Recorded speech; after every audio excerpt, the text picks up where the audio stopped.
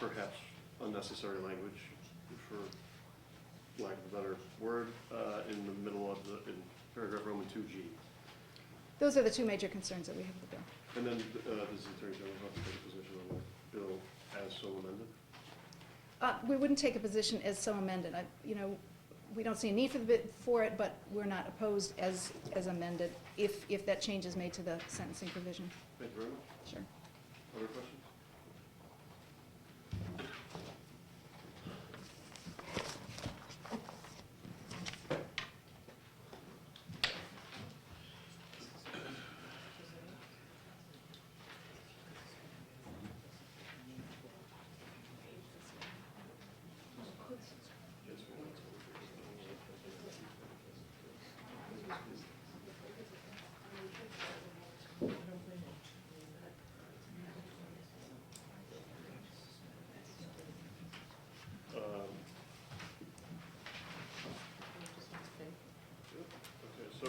Chris Dornan.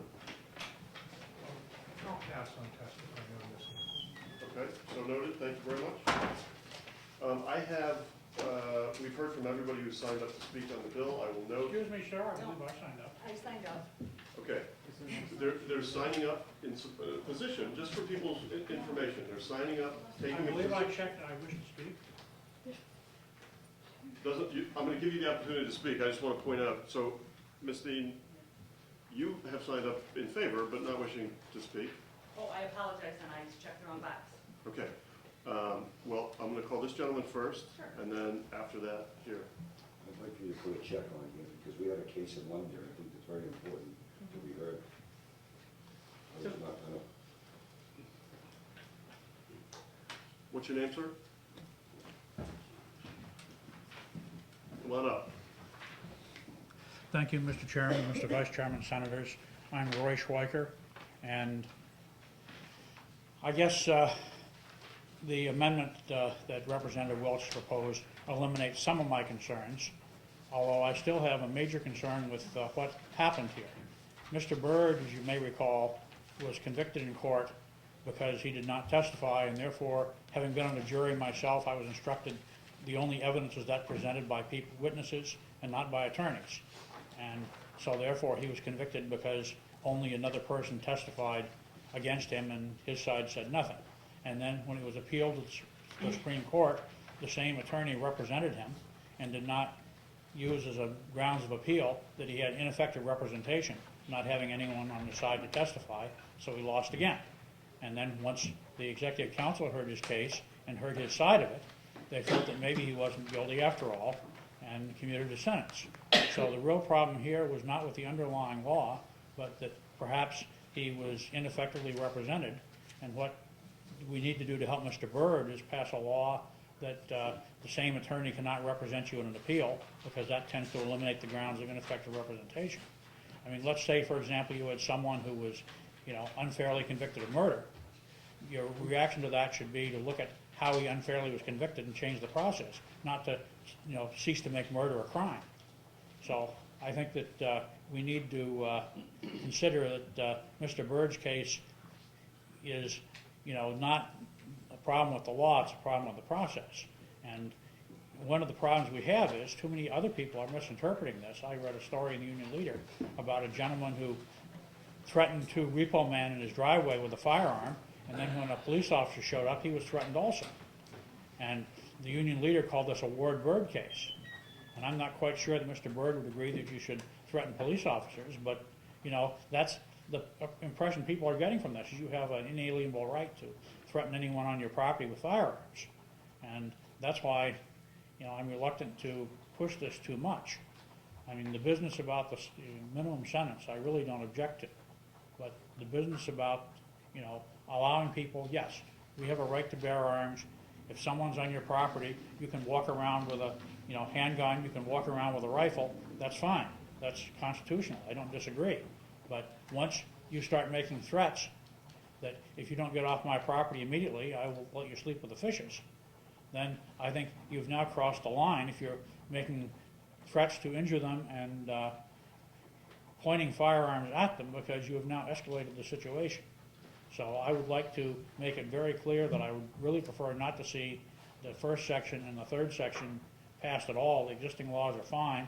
Mr. Bird's case was not a problem with the law, it was a problem with the process, but certainly you should make it perfectly clear before you pass this that we really have an issue with, you should not be pointing firearms at people, you should not be threatening to use firearms with a person, that if you threaten to shoot someone with a firearm for stepping an inch off the public road onto your property because a vehicle's going by too close, then that's criminal threatening, regardless of whether or not you're defending your own property, if this person's not a threat to you. So I think we need to keep in mind that we're trying to de-escalate violence and not increase it. We should encourage property owners not to point guns at people and not to threaten to injure people, whereas the mere possession of a firearm, sure, that's legal. I don't disagree with that. And I certainly think it would be interesting if any of the gun lobbyists testified to ask them what their organizations feel about people randomly pointing guns at people who are no threat to them. We may indeed hear that soon, Mr. Chair. But the last thing I want to say is, I've been in the military, I've been on rifle teams, and if you ever had a loaded firearm and you had it pointed at somebody instead of downrange, that gave you the opportunity to do more push-ups. And so I think that we need to certainly approve Mr. Welch's amendment if you're going to do anything at all. And I'd personally like to see the whole thing go away except for changing the mandatory sentence. Thank you. Thank you very much. I appreciate you coming, we appreciate you coming and testifying for us. Other questions, Mr. Schweiger? Yes, Senator Winfrey. Mr. Schweiger, I just, a lot of the comments you've made, though, seem to be referring to the bill before it was amended. You've mentioned pointing quite a few times. I mean, it seems like a lot of the points you've made really are negated by that amendment. Well, that's true, but of course, I don't know Representative Welch. I didn't know he was going to make the amendment. I came in prepared to give twice as much testimony. Well, it's not a good idea to point weapons at people. But what I would ask you is, if you are going to eliminate the legality of pointing weapons at people, since people already have the right to carry firearms on their person, why is this law needed at all? You already have the right to carry a firearm on your own property or elsewhere. Okay, thank you. Thank you very much, sir. Ms. Dean? Oh, Thank you. And I'm having passed out from my earlier testimony. Each one of them gets two. They're two separate articles. Yeah, there's two separate articles, and I put my card in there in case you have any questions. I would like to say that I commend the representative for, I think it's Representative Patton, for introducing this bill. It's a fabulous fix to a very, very bad problem. The only thing I would add is I don't agree with Representative Welch's amendment. I think Representative Patton's bill as it is wonderful. I think that if you were to adopt the Attorney General's recommendation, I think that it wouldn't be sensible. I think you would essentially suggest or promote longer sentences. I understand they would be discretionary, but I think the bill as it is really a good, common sense working fix to this problem.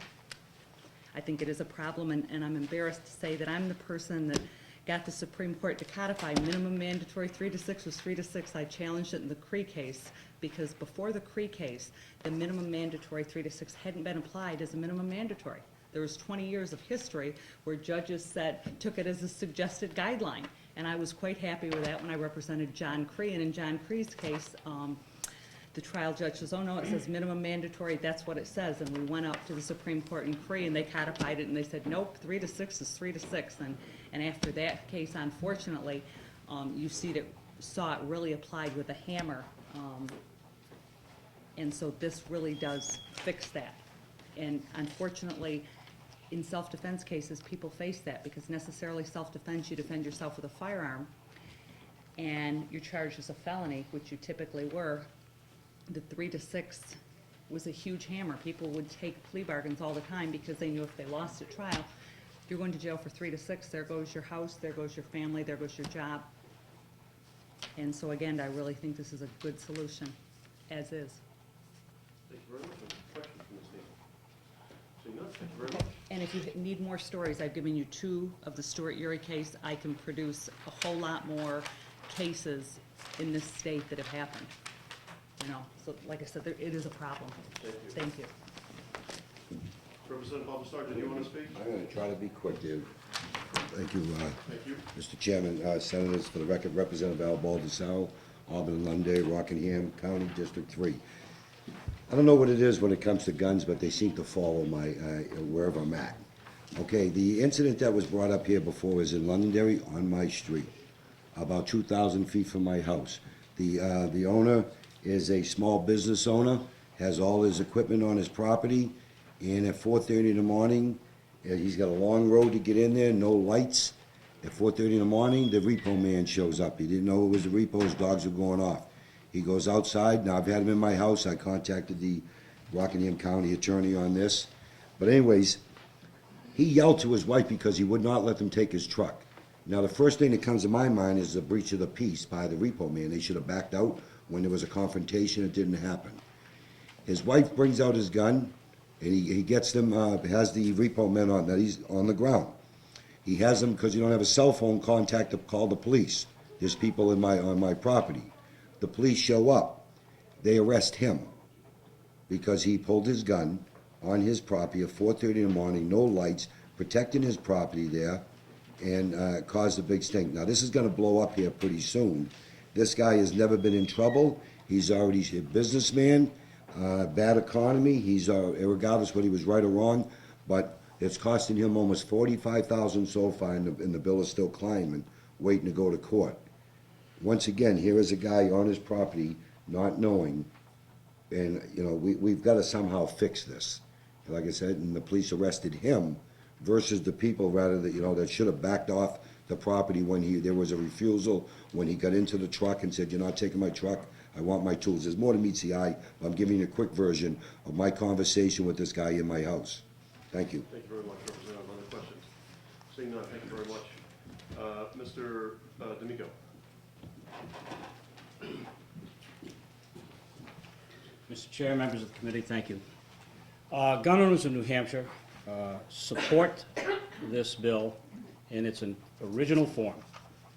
And we do so for a number of reasons, but I'll leave you with this question. If I would have to pull my firearm from its holster and brandish it, display it, I wouldn't bet a week's pay that the perpetrator against whom I'm using this wouldn't tell the police that I pointed it at him. And the question would be this: who are the police going to believe? I don't want to take that chance, and I think the original bill as written is adequate. Thank That you is very all. much. Other questions? Yes, Senator Grove. Just relating to that, the removal of the term pointing does not indicate that, you know, if pointing is in there, it doesn't say where it's pointed at. So there again, I tend to agree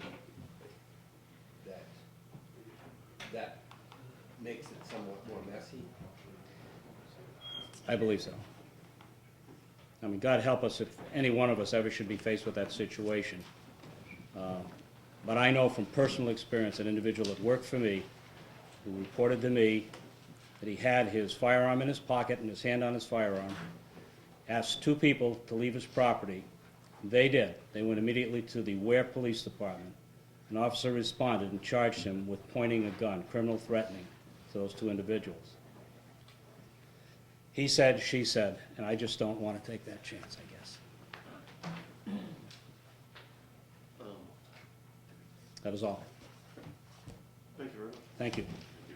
I believe I've read everybody who signed up to speak. If I haven't, and there's someone else who'd like to speak to House Bill 378, going once, going twice, thank you. I would like to just add, for people who have signed in support but not wishing to speak, the sign-in sheet is part of the public record. Susan will include that in part of the public record. So don't feel slighted if I haven't read your name. Thank you very much. Close the hearing. House Bill 378. Okay, thank you very much, Senator.